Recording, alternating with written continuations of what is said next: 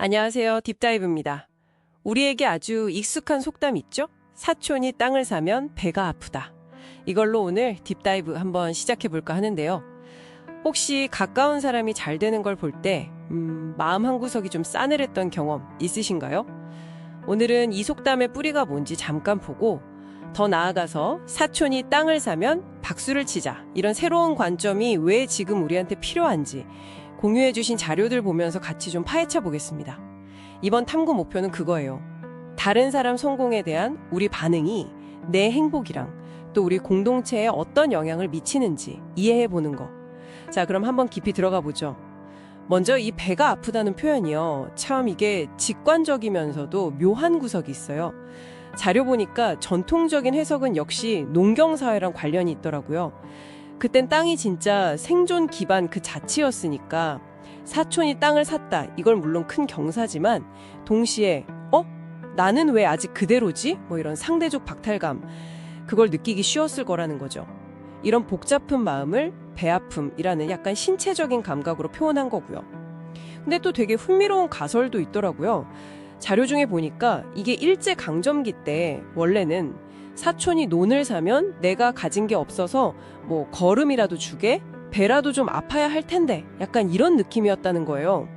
좀 이타적인 뉘앙스였는데 이걸 이제 민족 분열시키려고 부정적인 뜻으로 왜곡했다, 이런 설도 있더군요. 이게 뭐 역사적 사실인지는 명확하진 않다고 해요. 그렇지만 적어도 이 속담 뜻이 딱 고정된 건 아니고 해석 여지가 있다는 점, 그리고 요즘 우리가 주로 부정적인 감정으로 받아들인다는 건 분명해 보여요.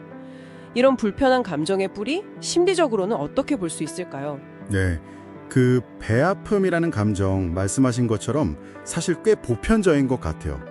심리학에 보면 샤덴프로이데라는 말이 있거든요. 독일어인데 이게 뭐냐면 다른 사람 불행을 보면서 은근히 기쁨을 느끼는 그런 심리예요. 이것과 어떻게 보면 동전의 양면 같은 거죠.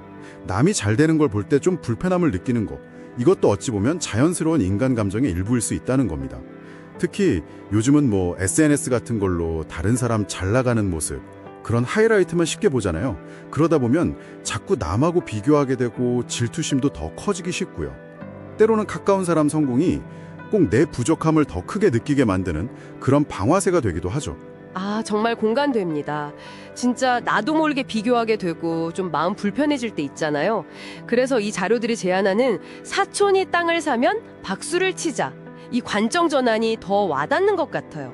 그냥 단순히 배 아파하지 말자, 이런 소극적인 걸 넘어서서 적극적으로 축하하고 지지하자, 이런 움직임으로요. 네, 맞습니다.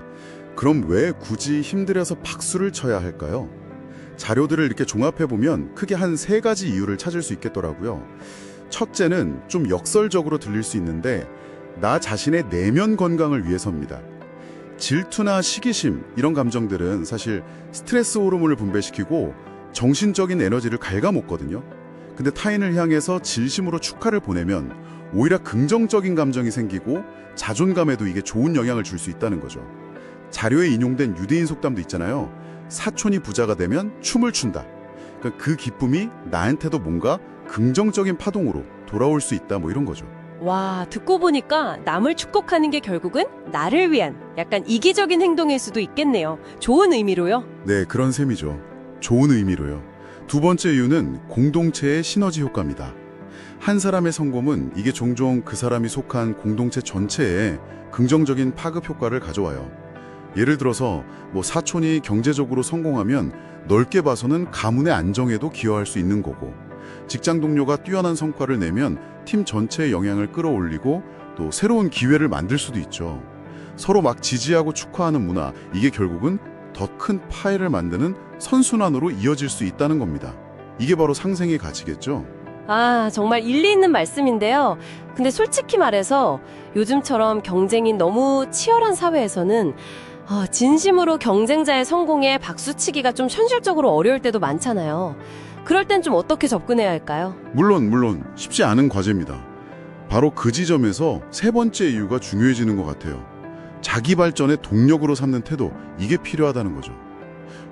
저 사람도 했네? 그럼 나한테도 가능성이 있겠는데? 이런 긍정적인 자극으로 받아들이는 겁니다. 그냥 부러워하거나 좌절하는 대신에 그 성공한 사람의 과정에서 내가 배울 점은 없는지 찾아보고 나를 성장시킬 구체적인 목표를 세우는 계기로 삼는 거죠. 경쟁 상대로만 딱 볼 게 아니라 때로는 롤모델이나 학습 대상으로 바라보는 그런 시각의 전환이 좀 필요합니다. 그래서 오늘날 우리가 말하는 이 박수는 그냥 단순한 성벽치기 그 이상의 의미를 갖는다고 봐야 해요. 자료들에서도 강조하듯이 이건 타인의 노력과 성과에 대한 인정이고요. 또 힘을 북돋아주는 격려이기도 하고 우리는 서로 연결되어 있다, 함께 나아간다 이런 연대의 표현이기도 합니다. 더 나아가서는 나도 할 수 있겠다는 희망, 그리고 더 나은 미래에 대한 기대를 담고 있는 행위라고도 볼 수 있겠죠. 네, 경쟁이 정말 일상이 된 사회지만 동시에 또 기후변화나 팬데믹처럼 전 지구적인 협력이 너무나 절실한 시대이기도 하잖아요. 그렇기 때문에 이런 상생과 연대의 박수, 정신이 더 중요해지는 것 같다는 생각이 드네요. 결국 오늘 우리가 살펴본 사촌이 땅을 사면 박수를 치자 이 메시지는요. 타인의 성공을 나의 실패로 여기는 그런 제로섬 게임에서 좀 벗어나자는 거죠. 함께 성장할 수 있는 가능성을 보고 긍정적인 에너지를 서로 나누자는 제안입니다. 질투 대신 축하를 선택하는 것이 궁극적으로는 나와 우리 공동체 모두에게 더 나은 길이라는 점, 이번 딥다이브를 통해 당신도 공감하셨기를 바랍니다. 자, 이제 당신의 차례입니다.